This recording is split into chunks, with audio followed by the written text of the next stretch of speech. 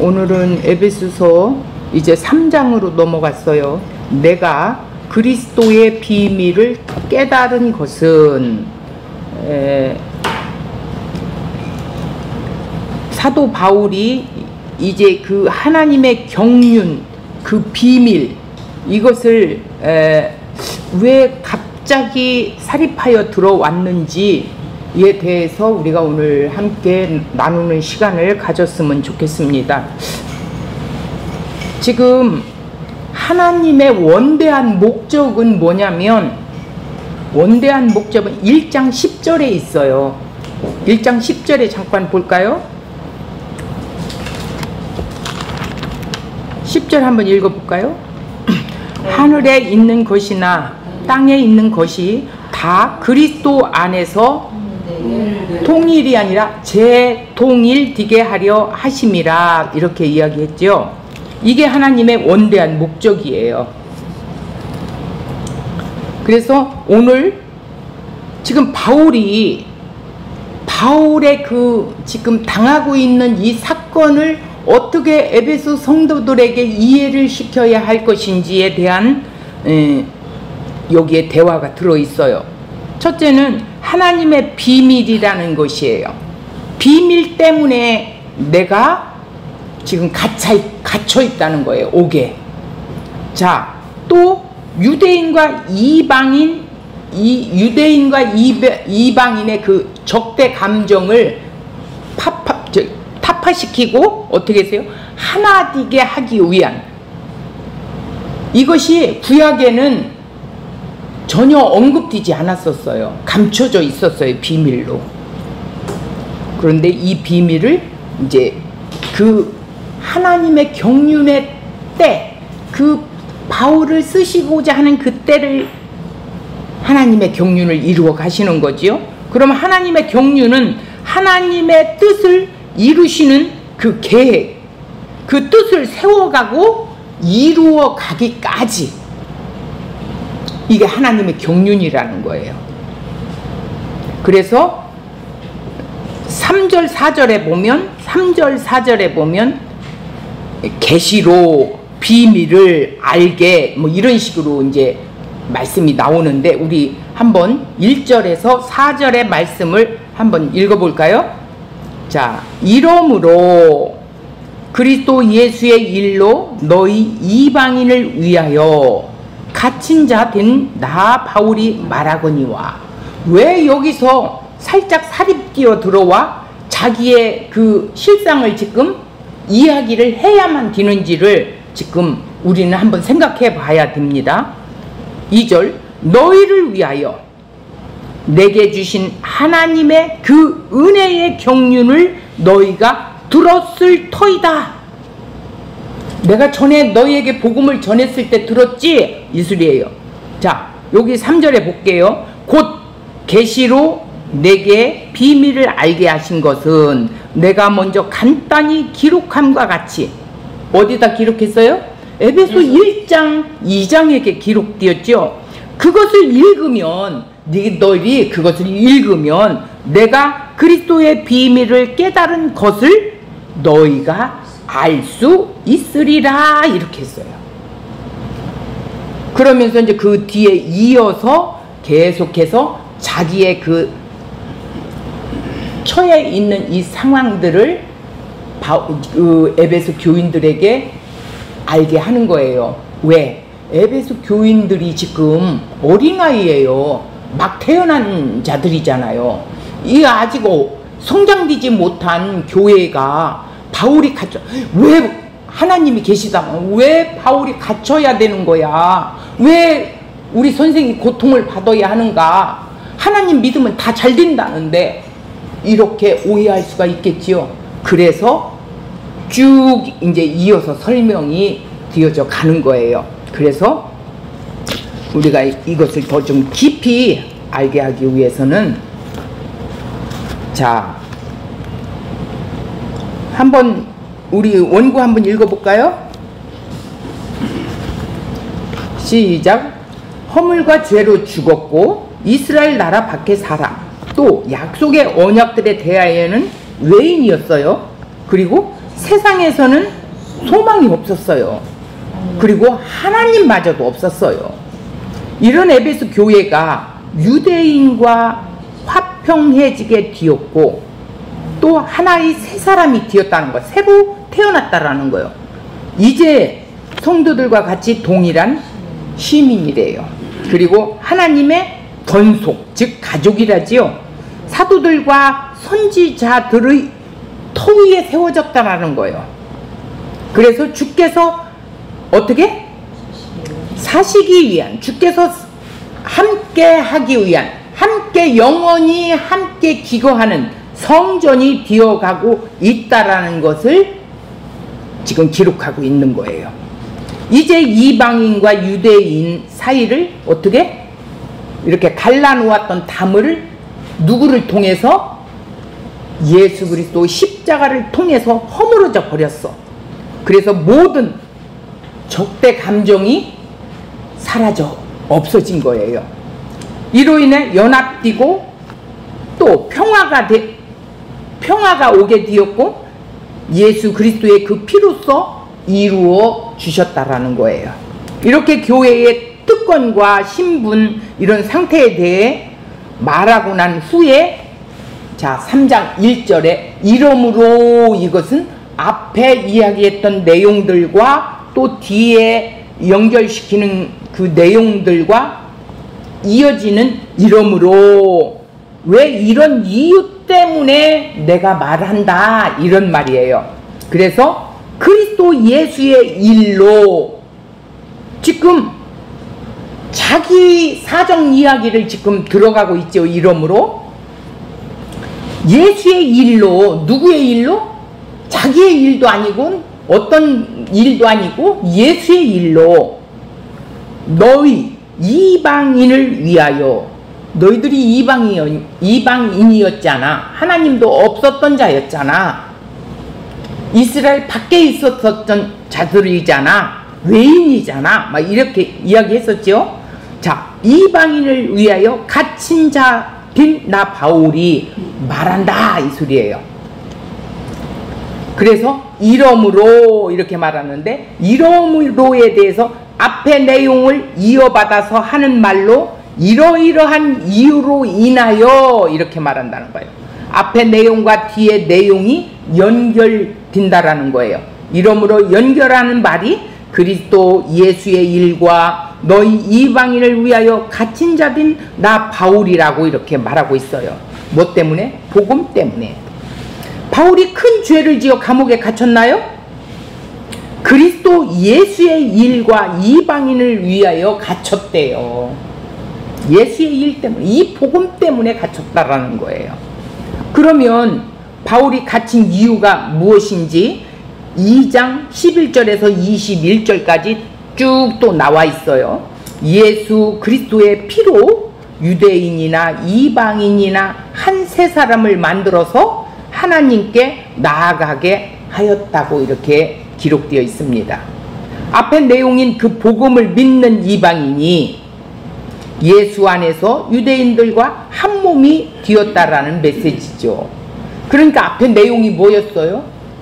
복음의 본질, 하나님이 예수를 통해서 어떻게 너희들을 구원했느냐? 전에는 너희가 어떤 사람이었어? 그때는 너희가 어떻게 살았어? 그런데 이제는 한번 생각해봐. 자, 이렇게 나 갇힌 바울이 된 나는 이렇게 하면서 이러므로 하늘과 땅에 있는 각 족속에게 이름을 주신 아버지 앞에 무릎을 꿇고 비노니 하면서 14절이 들어가요. 14절은 그러니까 지금 앞에 내용들을 통해서 2장 22절까지 딱 하고 14절로 그냥 들어가야 되는데 1절에 3장 1절에서 13절까지 자기가 왜 갇혔는지 이 문제에 대한 것을 자세히 그들에게 이해시키기 위해서 나열해 놓았다라는 거예요. 그래서 예수의 일과 이방인을 위하여 갇혔지만 하나님의 영광을 전하는 일에 전혀 부족함 없다. 내가 갇혔어도 전혀 부족함이 없어. 이러는 거예요. 갑자기 이러함으로 하고 말을 꺼낸 뒤에 자기의 임무와 그 임무의 목적을 정확하게 설명을 했지요. 자기가 갇힌 이유를 설명하고 자기가 당하는 그 환난으로 인하여 너희가 낙심하고 있으면 안 돼. 이렇게 부탁하는 거예요. 왜 바울이 갑자기 자기의 이야기를 중단하고 이제 주제에서 벗어나 내용을 말하고 있는지 아시겠죠? 자, 우리는 여기서 바울의 목회자적 그 심정, 이것을 알 수 있어요. 자, 바울은 로마 감옥에 갇혀 있는 자신에 대하여 건강과 장래에 대하여 걱정하고 그가 죄수로서 환난당하는 것이 그들에게 걸림돌이 되고 있다라는 사실을 알게 됐어요. 그래서 목자적인 그 심정을 가지고 그들에게 권면을 하는 거예요. 하나님을 참으로 잘 섬기는 사람은 언제나 잘 될 것이라고 믿음을 가지고 있는 이 사람들에게 바울이 현재 처한 상황이 혹여 걸림돌이 될 수 있겠구나. 이래서 이제 바울이 단순히 일반적인 말이나 위로의 편지를 쓰는 것이 아니라는 걸 알 수 있다라는 거예요. 그래서 나 갇혀 있는 이 환난은 매우 불행한 일이지만 나는 하나님의 계획이 있으니 너무 걱정하지 않아도 된다. 이 모든 일이 결국에 가서는 어떻게 잘 해결될 것이라고 말하지 않고 있어요. 잘 해결 안 돼도 나는 환난에 대한 그 자신의 태도와 반응을 그들에게 보여주고 그러고 나서 그들도 자기와 같은 방법으로 문제를 보아야 한다라고 권면하는 거예요. 이러한 문제에 직면하게 되면 언제나 우리 생각을 지배하여야 할 원리를 여기에 찾아볼 수 있어요. 이것은 환난과 시련을 당하고 있는 모든 신자에게 주어지는 메시지이기도 한다라는 거예요. 하나님께서 왜 이런 일을 허락하셨는가? 이런 대하여 번민하고 있는 모든 성도들에게 주시는 말씀이다. 이렇게 생각하시면 됩니다. 그것은 우리에게 소중한 어떤 사람이 고통을 당하고 있는 경우에 해당하는 말씀일 수도 있어요. 또 우리의 믿음이 흔들리게 하는 신자 안의 어떤 일에 대한 말씀일 수도 있다라는 거예요. 우리가 어떤 방해를 당하고 있든지 어떤 질병을 당하고 고통을 당하고 있든지 간에 낙심하고 있든지 간에 그 어떤 일이든 간에 어떻게 한다고? 그것에 대처할 수 있는 위대한 말씀이 곧 여기에 있어요. 두 가지로 바울을 한번 생각하면서 보겠습니다. 바울은 한순간이라도 마음속에 이것이 하나님의 공의에 속한 일인가라는 의문을 절대 제기하지 않아요. 그냥 순종했어요.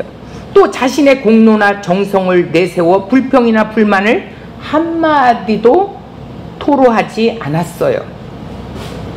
바울은 또 이 극한 이런 정신으로 그 고통을 대처해 나가라고 하지도 않았어요.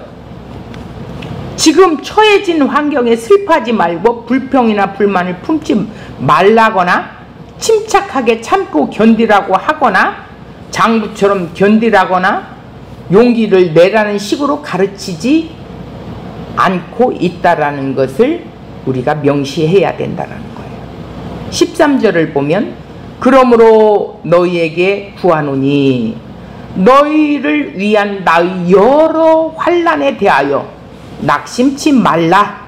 이는 너희 영광이다. 내가 갇혀있는 건 지금 너희에게 영광이 되는 거야. 이 소리예요. 대단한 거지요. 자기가 이기고도 남는 것처럼 에베소 신자도 이기고도 남게 되기를 바라는 마음으로 썼지요.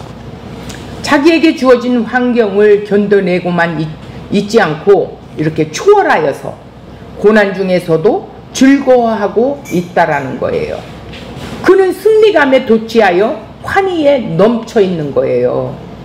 빌립보서 1장 12절에도 볼게요. 똑같은 교훈으로 형제들아 너희 당한 일이 도리어 복음의 진보가 될 줄 너희가 알기를 원하노라. 지금 내 이 갇혀있는 것들, 이것들 속에서 너희들은 오히려 더 복음의 진보가 되기를 내가 알고 있어, 이 소리예요. 나의 상태에 대하여 필요 없는 눈물을 흘리지 말라고 말하는 거예요. 나 때문에 아파하지 말라는 거예요. 나는 에베소 신자들이 이 모든 환난이나 고난에 대하여 내가 깨닫고 있는 바와 같이 그들도 깨달았으면 좋겠다, 이런 바라는 마음으로, 즉 지금까지 일어나고 있는 모든 당한 일은 도리어 복음의 진보가 된 것이라고 이렇게 말하고 있어요. 이게 믿음이에요. 디모데후서 2장 3절 내가 그리스도 예수 좋은 군사로 나와 함께 고난을 받을지니, 디모데에게도 이야기하고 있어요. 너도 예수의 좋은 군사로 나와 함께 고난 함께 받자, 이러는 거예요. 또 3장 12절에 보니까 무릇 그리스도 예수 안에서 경건하게 살고자 하는 자는 핍박을 안 받는다? 형통하다? 핍박을 받는데요. 우리는 여기서 착각하면 안 됩니다. 그는 모든 일을 통해 나타나는 하나님의 영광을 깨닫고 그 속에서 하나님께 영광을 돌리게 되기를 원하고 있습니다.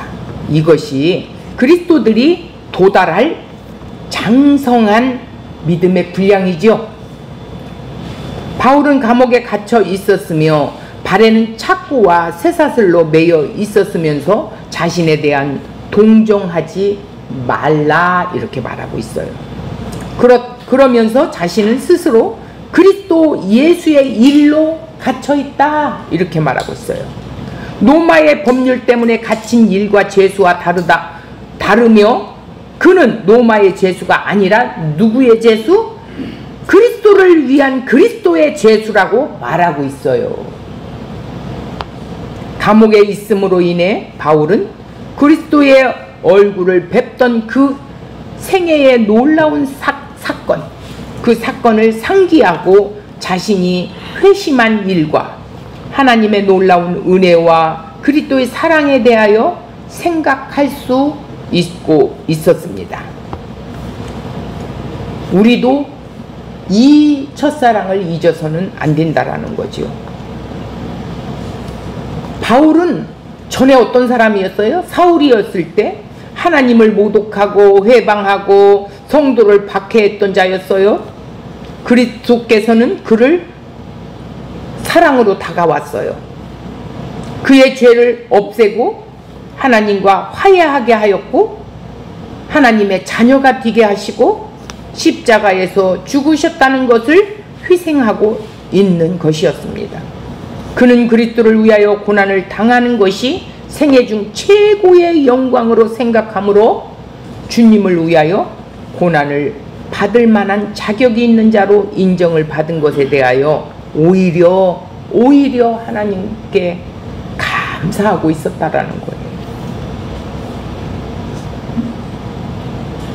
우리가 여기에까지 도달하는 믿음이 자라가야 된다라는 거예요. 그런 신앙이 있음으로 인해 원형 경기장에서 사자에게 찢겨 죽을 때조차도 감사하고 최고의 영예 곧 최종적인 영광의 면류관으로 주어지는 순교를 감사함으로 찬양하며 편지를 썼다라는 거예요. 바울이 당한 여러 환난은 그의 소명과 그리스도의 제자된 신분에 대한 결정적인 증거였던 것입니다. 우리가 어떤 형태로든 그리스도를 위하여 고난당하고 있다면 그것이 제자라는 증거가 되는 거예요. 빌립보서 3장 10절 내가 그리스도와 그 부활의 권능과 그 고난에 참여함을 알려하여 이 고난들 속에서 우리는 그리스도의 남은 고난을 그의 몸된 교회를 위하여 채운다. 앞으로 남아있는 이 시간 속에 하나님의 교회를 세우기 위해서 나는 이 고난을 그리스도 안에서 채워간대요. 자신에게 주어진 고난이 자신의 생애 가운데 지극히 큰 특권이라고 말하고 있어요. 오히려 그 박해를 즐거워하고 있다라는 거예요. 야, 하나님이 나를 지금 사용하고 계시는구나. 나 같은 이 만석된 자를 나를 사용하시고 있구나. 여기에 대한 희열 속에 있었다라는 거예요. 우리 자신에게서나 교회에 일어나고 있는 힘겨운 일로 인하여 낙심은커녕 즐거워하고 있었다라는 거예요. 우리에게 주어진 고난이란 환난이 극심할 때 그 영광의 기회와 특권이 크다는 것을 생각하며 즐거움과 기쁨으로 이러한 일을 맞이하는 것이 근본적인 원리라고 할 수 있습니다. 저희도 이런 이 정도는 아니지만 예수의 복음 때문에 우리도 환난과 고난을 맛보았지요. 그런데 우리 마음이 어땠어요? 막 울고불고 했어요? 오히려 기뻐했어요.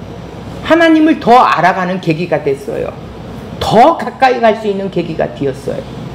그리고 나의 실체를 보게 되었어요. 내가 얼마나 연약한 존재이고 죄인인가를 보게 되었다라는 거예요.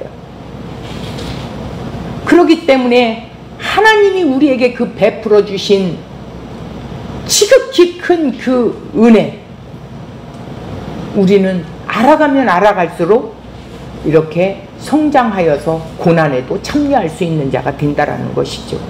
바울은 교회의 영광을 서술해 가다가 자기가 갇힘의 에베소 교인들에게 복음에 대해 오해하고 환난이 그들에게 신앙생활에 혹시 장애가 될까봐 그 고난은 오히려 영광이라는 것을 확인시키고 계속 이어나가고 있는 것이었어요.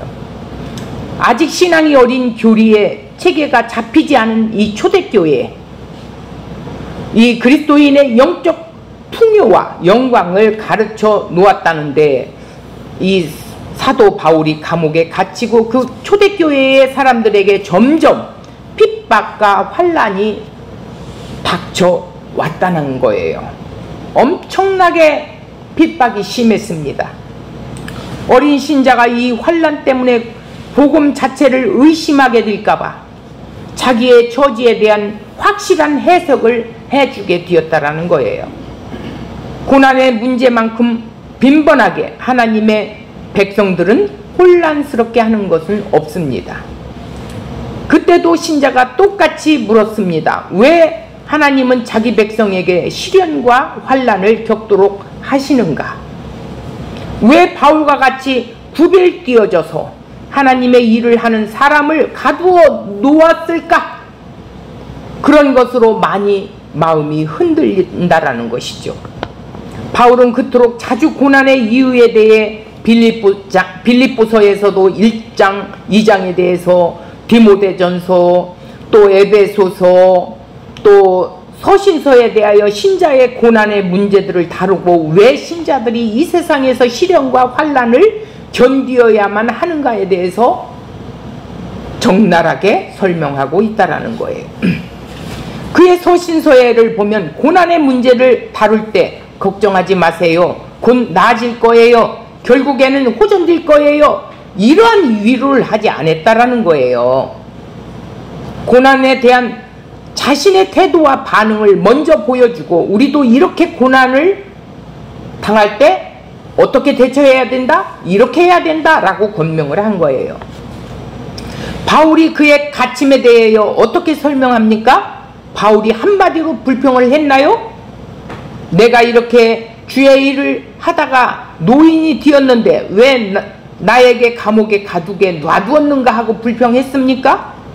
아니면 단순히 힘이 들겠지만 극히 정신으로 이를 악물고 참아낸 것인가요?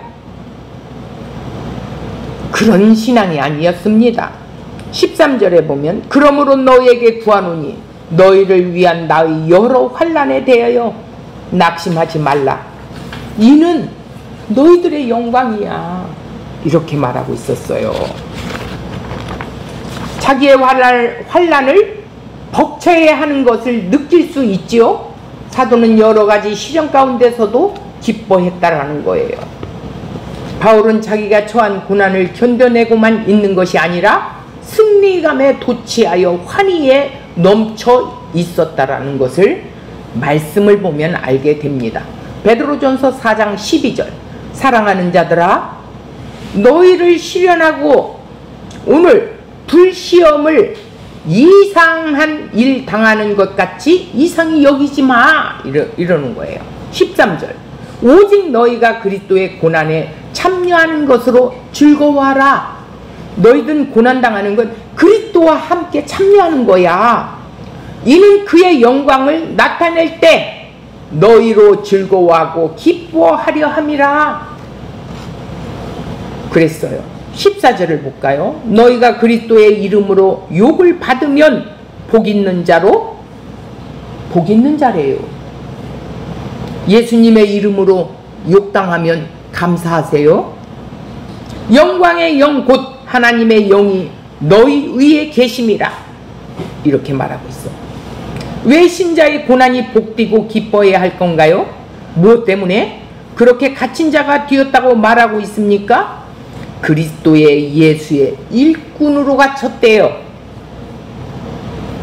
바울은 네로 때문에, 로마 제국 때문에 붙들려 있다고 말하지 않습니다. 그리스도 예수의 일로 갇혔다고 말하고 있어요. 지금 하나님께서 바울이 감옥에 들어간 것을 원치 않았는데 네로와 로마 제국이 너무 강해서 하나님도 말려주시지 못하고 나를 이렇게 감옥에 갇히게 하셨다고 이야기하지 않았습니다. 바로 그 하나님께서 자기의 고난을 허락하시고 계시다는 것이었다라는 거예요. 그러니까 바울은 엄밀히 말하면 네로의 또 죄수도 아니고 로마의 죄수도 아니고 그리스도를 위한 그의 죄인 중에 괴수라고 이렇게 말하고 있어요. 우리 신자가 신앙 때문에 당하는 고난은 예수 그리스도의 손아래 있는 것이지 예수님의 힘도 닿을 수 없는 대단한 대적의 감옥에 우리가 들어가 있는 것이 아니라는 것이다 라는 걸 알아야 된다는 것입니다. 바울이 계속 바리새인으로 살았다면, 유대인의 그 율법 교사로 살았다면 어떡할까요? 감옥에 들어갔을까요? 아니요. 왜 바울이 그 감옥에 들어가게 되었습니까? 자, 여기서 나타나지요. 다메섹이라는 곳에서 예수님을 만나게 되지요. 그것 때문에 예수님이 이 사울을 찾아와서 바울을 만들어 놓았어요. 살려놨어요. 새 사람 되게 했어요. 그리고 이방인의 일꾼으로 쓰겠다라는 거예요.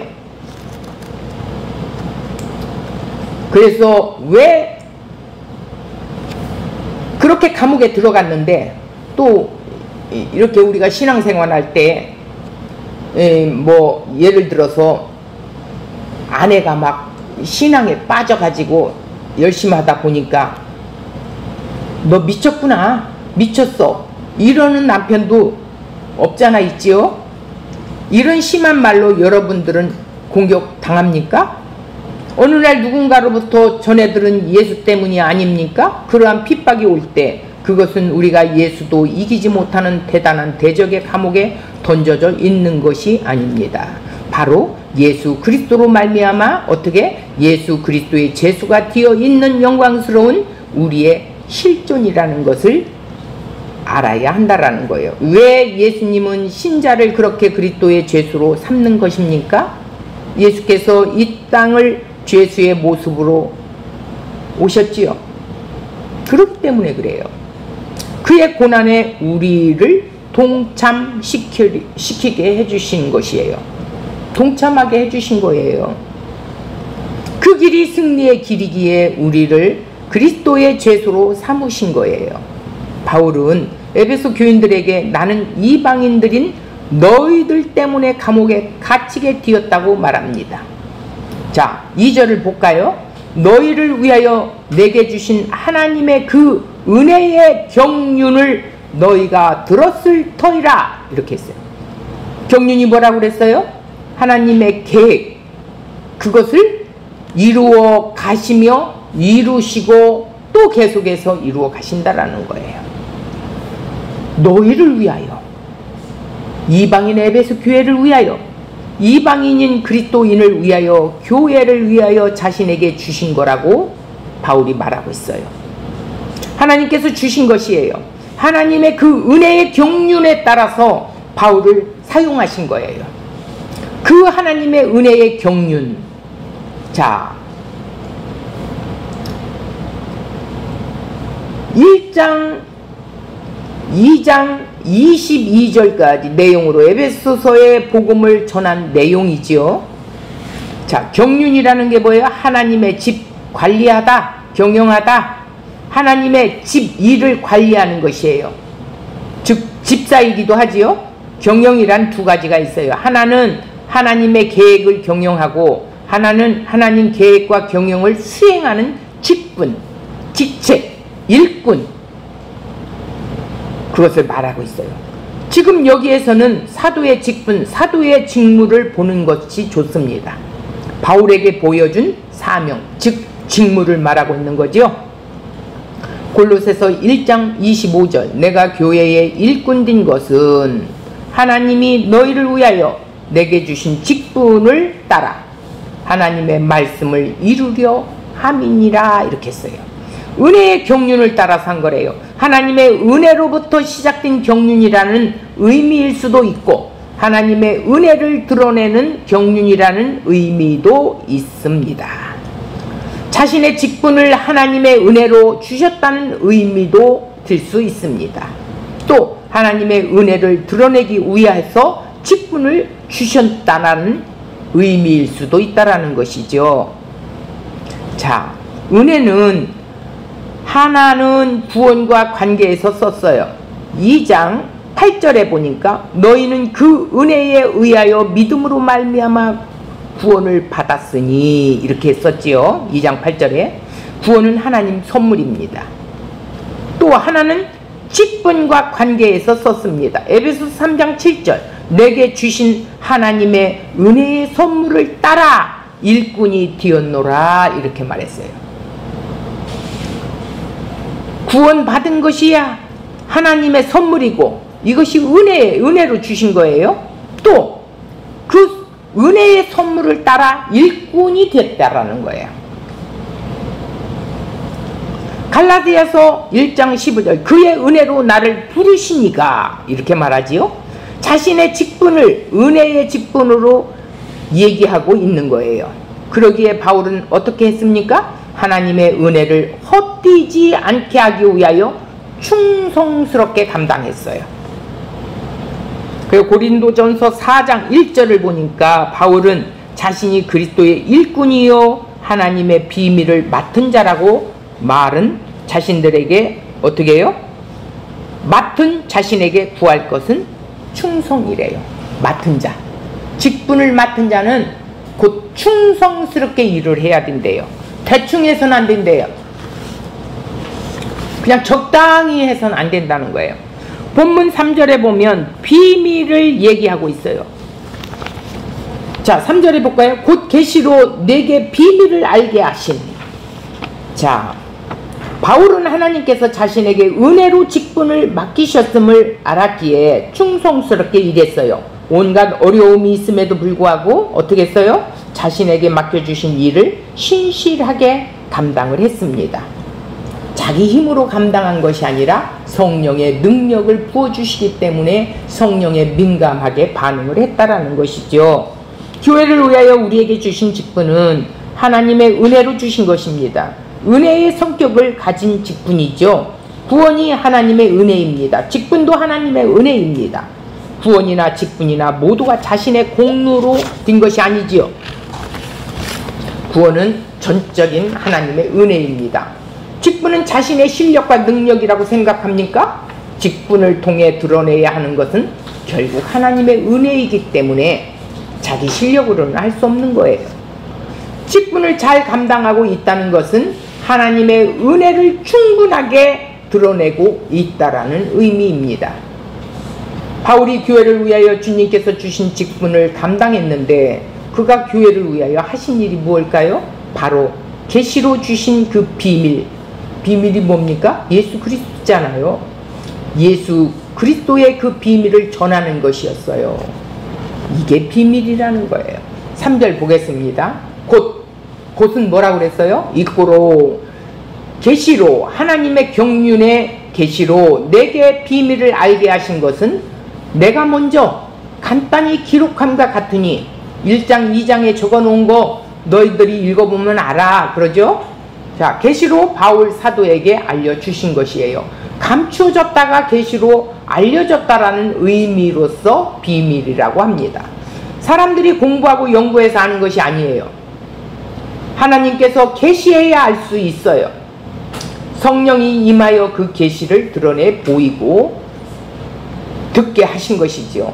그리스도의 비밀로 하나님께서 예수 그리스도 안에서 이루고자 하시는 일과 관계가 있다라는 거예요. 즉 하나님의 계획은 첫째 1장 10절을 보면 조금 전에도 읽었지만 하늘에 있는 것이나 땅에 있는 것이나 그리스도 안에서 만물을 재통일되게 하는 것임이라 이랬어요. 두 번째는 유대인과 이방인 예수 안에서 유대인과 이방인을 예수 안에서 한 몸 하나가 되게 하는 교회를 이루어 성령 안에서 하나님께 나아갈 수 있도록 하는 거라는 거예요. 이게 하나님 계획을 원대한 것을 보면 이렇게 두 가지로 나누어 볼 수 있다는 거예요. 이 성경에서, 이 에베소서에서 예수님의 십자가와 부활로 이 일을 이루십니다. 바울은 이 비밀을 전하는 복음의 일꾼이 되었다라고 말하고 있어요. 자, 여기서 4절을 보겠습니다. 그것을 읽으면이 뭐라고 그랬어요? 조금 전에 이야기한 것처럼 에베소서 1장 2장에 대한 하나님의 그 경륜, 그 하나님의 비밀을 예수를 통해서 이루어 놓은 걸 거기에 다 기록했지요. 그리스도의 그 비밀을 깨닫는 것을 너희가 알 수 있으리라. 그러니까 예수님이 오셔서 행하신 일, 이루신 일, 십자가의 그 일을 너희가 영적인 눈이 열리면 이 성경을 이해할 수 있다라는 그런 말이에요. 계시로 내게 비밀을 알게 하셨다 이랬어요. 수동태로 하나님께서 알게 하신 거라는 거예요. 공부해서 아는 것이 아니라 비밀이라는 것은 스스로 탐구해서 인간의 지성으로 깨닫는 게 아니에요. 하나님께서 주신 그 계시가 있어야만 합니다. 이 비밀은 하나님의 계시로 알려진 거예요. 그것이 즉 비밀이에요. 계시, 감추어진 것을 알 수 있도록 드러내 보인 것이지요.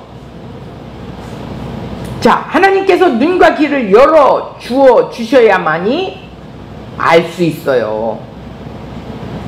성령님이 우리에게 오셔서 이 눈과 귀가 열려져야 돼요. 고린도전서 2장 8절 하나님의 지혜를 말씀하시면서 사람들이 알았다면 영광의 주를 십자가에 못 박지 않았을 것이라고 이렇게 말합니다. 사람이 예수님의 영광의 주이신 것을, 예수가 영광의 주로 오셨는데 이것을 알았다면 십자가에 죽이지 않았을 거라는 거예요. 성령께서 역사하셔야 알 수 있다라는 거예요. 비밀은 1장 9절에도 있고 3장 4절에도 있고 또 9장 5절 32절 6장 19절 이러한 신비 종교에서 얘기하는 것처럼 자신만이 가지고 있는 어떤 비밀한 가르침이 아니고 오직 비밀은 계시된 진리를 말하는 거예요. 하나님의 계시에 의해서 깨닫게 된 진리라는 거예요. 신자들 가운데 어떤 특별한 사람에게만 준 것이 아니에요. 모든 신자에게 주시는 성령을 통하여 이 진리를, 말씀을 깨닫게 해주신다는 거예요. 이것이 바울 사도 자신이 먼저 간단히 기록했다고 그랬어요. 자, 여기서 읽는다 이라는 것은 그리스도의 비밀을 깨달은 것을, 그 의미의 뜻을 정확하게 알았다는 것을 그들이 받아들일 수 있다라는 그런 뜻이에요. 읽는다라는 것이 하나님께서 계시로 가르쳐 주시고 또 사도 자신도 이것을 깨달았다고 말하고 있습니다. 에베소 교회 신자들도 이것을 알 수 있다고 이렇게 말하고 있어요. 우리도 알 수 있지요? 우리도 깨닫게 해주신 이 비밀을 성령을 통해서 알게 된 거예요. 그리스도의 비밀, 소유격, 즉 그리스도께서 속해 있다라는 뜻이죠. 예수 그리스도가 이 비밀을 주도하는 것입니다. 동격으로 그리스도 자신이 즉 비밀이다 라는 뜻이에요. 예수님이 하나님의 비밀이 됩니다. 목적격의 의미로 이 비밀은 즉 예수 그리스도를 나타내는 비밀이지요. 하나님의 계획 중심에 예수 그리스도가 계시되어 있다라는 것입니다. 그래서 1장 2장 내용을 보면 예수 그리스도의 피로 이루어진 일을 말씀하고 있어요. 교회는 예수 그리스도 안에서 이루어지는 이 하나님의 크신 계획을 알아야 한다라는 거예요. 다른 걸 아는 게 아니에요. 이것을 정확하게 알아야 교회예요.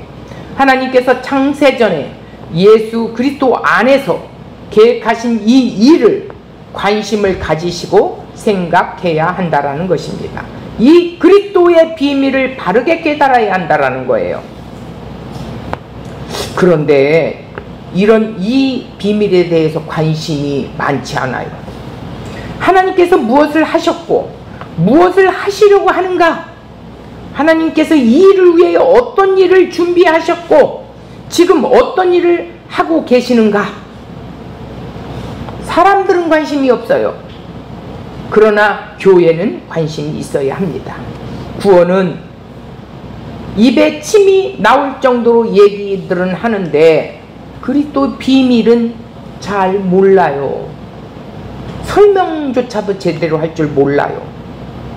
이건 교회의 큰 문제입니다. 그리스도의 비밀을 잘 모르니까 제대로 전하지도 못하고 주께서 기뻐하시는 교회도 되지 못하는 거겠죠. 우리가 예수 안에서 이루어지는 하나님의 계획, 그 비밀을 알아야 이루고자 하는 교회를 이룰 수가 있다라는 것입니다.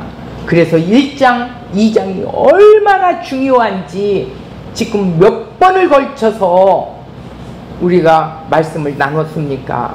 교회는 예수 그리스도의 그 비밀을 가지고 있어야 할 뿐만 아니라 그 비밀을 어떻게 해요? 드러내기도 해야 한다라는 거예요. 갖고 있기만 해서는 안 된다는 거예요. 드러내 보여야만이 진정한 그리스도인이라는 거예요. 성도와 동일한 시민이 되었고 하나님의 권속 가족이 되었어요. 함께 지어져가는 성전임을 드러내 보여야 된다라는 것입니다. 우리는 늘 우리가 이루는 교회가 그리스도의 비밀을 가진 교회로 존재해야 하기를 어떻게 해야 돼요?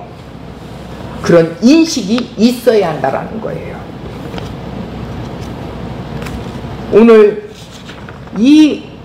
내가 그리스도의 비밀을 깨달은 것, 그러니까 바울이 깨달은 그 비밀, 1장, 2장에서 기록한 그 내용을 우리가 확실하게 믿어지고 내 것이 되었다면 바울과 같이 오늘 우리도 교회로서 이것을 이제는 내 안에만 갖고 있는 것이 아니라 이 사실을 드러내 보이는 삶을 살아내야 된다라는 것입니다. 그러니까 살아내는 게 후자예요. 먼저는 알아야 돼요. 하나님의 그 뜻, 하나님의 그 깊으신 뜻을 알아야 된다라는 거예요. 그래서 에베소서 1장에 말했고 2장에 다시 한번 이야기를 하고 그러면서 자기가 갇혀있는 이 사건을 거기에 전개시켜서 지금 어떻게 해요? 하나님의 경륜과 비밀에 대한 것을 우리에게 말씀하고 있는 거예요. 전에 너희가 어떤 자였으며 그때는 어떤 속에서 살았어. 세상 풍조를 따라서 살았잖아. 그런데 너희에게 찾아가신 그 하나님의 경륜의 때에 너희들을 건져내서 이제는 너희가 한 번쯤은 생각해 봐야 된다. 이제는 그렇게 머무르지 말고 더 성숙한 그리스도인으로 장성하기 위해서 이제 기도하기 시작하는 거예요. 13장 14절에 또 기도가 나옵니다. 이렇게 3장 1절에서 13절까지 자기 내용을 살입한 이유를 우리가 알아야 돼요. 이러므로 그래서 쓴 겁니다. 자, 우리가 한 주간 동안 다시 한번 내가 전에는 그때는 어떤 자였었고 이제는 다시 한번 내가 어떤 사람이 되었는지 생각하고, 자, 한 주간을 하나님 앞에 그 말씀을 붙잡고 기도하며 말씀을 계속해서 곱씹으면서 우리의 삶을 정말 그리스도의 삶으로 드러낼 수 있는 그런 자가 되기를 바랍니다. 함께 그런 사람이 됩시다. 감사합니다.